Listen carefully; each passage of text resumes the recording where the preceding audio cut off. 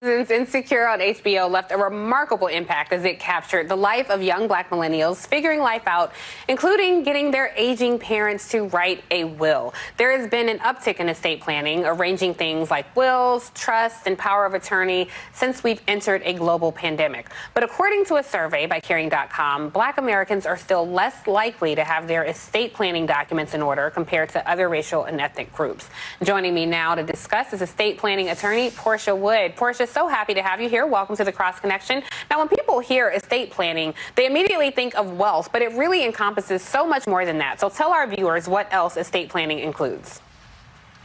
Absolutely. And Tiffany, can I just say thank you so much for having me on your show. Your voice is so impactful and necessary in our community. So thank you. Thank you. Thank you. Estate planning really is not just about what happens to your stuff after you're gone, but it's really about how you want to live and how you want the people who are left behind to continue to thrive off of your work. So when we think about estate planning, we're really thinking about that element, what happens while you're alive, and then what happens to the people who are left behind. So, but this is, I want to be specific with our viewers because some people say, well, I don't have wealth, I don't need to estate plan. And some people think, telling the kids the money under the mattress and, don't tell Uncle Jed about, what happened in 1985. Mm-hmm. And that's not really estate planning. So it's things like, your end of life plans, or do you want to, is it a do not resuscitate plan? Is it finances?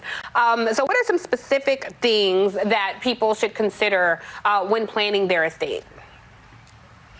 Yeah, so everybody over the age of 18 needs an estate plan. And there's three basic components, right? The first is going to be your property power of attorney. It's the legal document that allows someone to access your bank accounts, to pay your bills, to make decisions for you if you can't do it. We're coming out of a global pandemic. And so people are top of mind of what happens if I'm in the hospital. That's going to be your property power of attorney. The second is going to be your healthcare documents.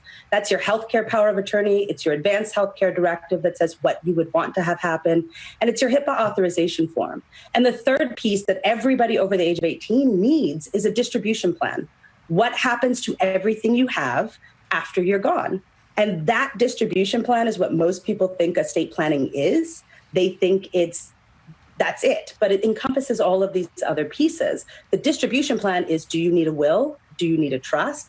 And I'm here to tell you, most people probably would benefit from a trust-based structure versus a will, because a will still needs to go through probate court, which can be expensive and time-consuming.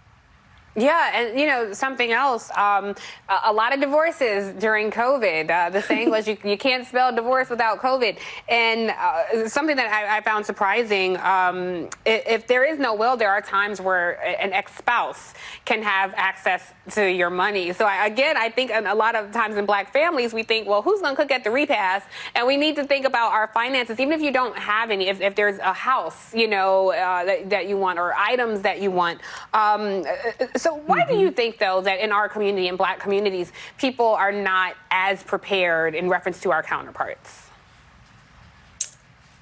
Estate planning wasn't built for us, right? It's a game that we didn't have the rules to for centuries, that we were actually actively kept out of.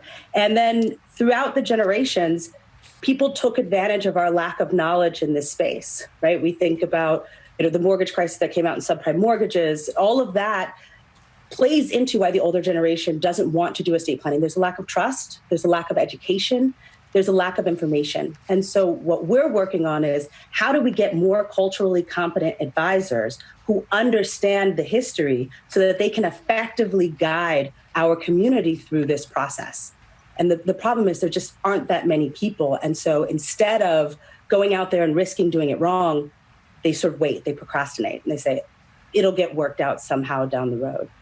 And it just doesn't. That's not how it works. What do you think is the most common thing that people don't think about? I have started my own estate planning. I've been speaking with lawyers the past few weeks, and the questions that I was asked, something like social media passwords, just ways that people can help transition. And again, this is something people don't like to talk about, but it's a very necessary discussion. So something that people might not be thinking about when they're going through this process, and what should they look for in an estate planner? Yeah, so that's really great questions, right? The first is going to be, who are your beneficiaries? What do you want them to have and why? Why do you want to do this? If your kids have student loan debt because they've gotten, higher education, then you may want to leave any assets that you're giving them differently because you might not want to impact their income-based repayment. You may have beneficiaries who have had contacts with the carceral system. And so maybe they have restitution issues or back child support. And so what you leave them, you're going to want to leave in a protected way that the state isn't going to put judgments on that. Lots of people aren't thinking about those issues when they're talking about estate planning. They're just saying, oh, I want to make sure this gets to this kid. But there's so much more to preserving everything that we've worked for, especially in our community when it is complicated.